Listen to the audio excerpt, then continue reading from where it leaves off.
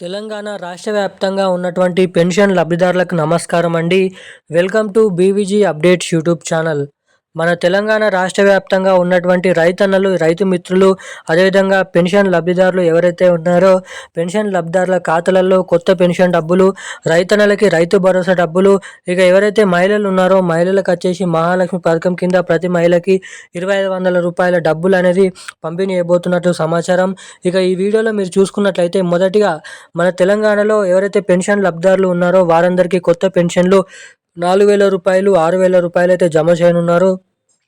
రెండోది వచ్చేసి మన తెలంగాణలో ఎవరైతే మహిళలు ఉన్నారో మహిళలకు మహాలక్ష్మి పథకం కింద ప్రతి మహిళకి 2500 రూపాయల డబ్బులు అనేది ఏడాదికి 30,000 రూపాయల నిధులు అనేది జమ చేయబోతున్నట్లు సమాచారం.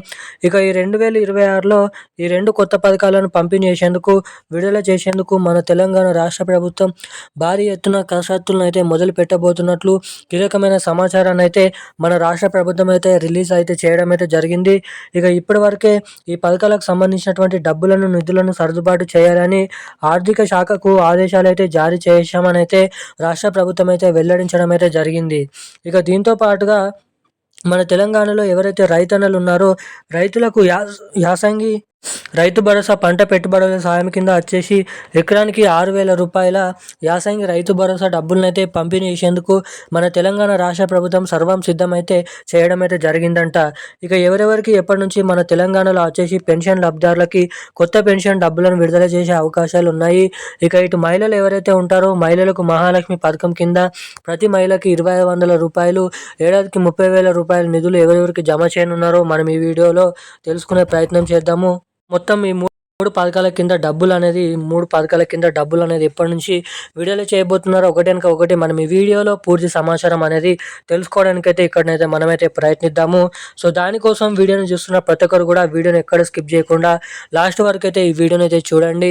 ఇప్పటి వరకు వీడియో చూస్తూ కూడా వీడియోని లైక్ చేయకుండా మన ఛానల్ని సబ్స్క్రైబ్ చేయకుండా ఎవరైనా ఉంటే తప్పకుండా ఇలాంటి లేటెస్ట్ అప్డేట్స్ కోసం వీడియోని అయితే లైక్ చేయండి.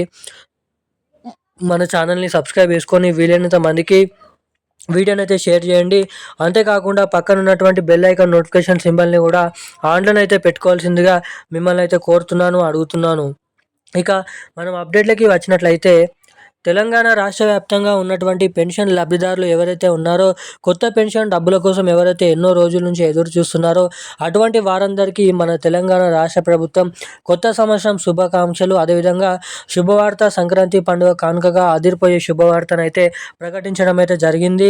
ఇక ఎవరైతే ప్రతి నెల 2,016 రూపాయలు, 4,016 రూపాయలు పొందుతున్నారో 2,000 రూపాయలు తీసుకున్నటువంటి వారందరికీ 4,016 రూపాయలు, 4,000 రూపాయలు తీసుకున్నటువంటి వారందరికీ 6,016 రూపాయల కొత్త పెన్షన్ డబ్బులు ఎవరైతే ఉన్నారో చేనేత కార్మికులు, బీడీ కార్మికులు, వృద్ధులు, వితంతువులు, ఒంటరి మహిళలు, పెలేరియా, డయాలసిస్, హెచ్ఐవి ఎయిడ్స్, వికలాంగులు వంటి అనేక రకమైన వృద్ధులు వంటి వివిధ రకమైన పెన్షన్ లబ్ధిదారులు ఎవరైతే ఉన్నారో ప్రతి నెల పెన్షన్లు పొందుతున్నారో అటువంటి వారందరి కోసం అండగా ఉండేందుకు ప్రతి నెల ఈ పెన్షన్ డబ్బులను అయితే జమ చేయడం అయితే జరుగుతుంది.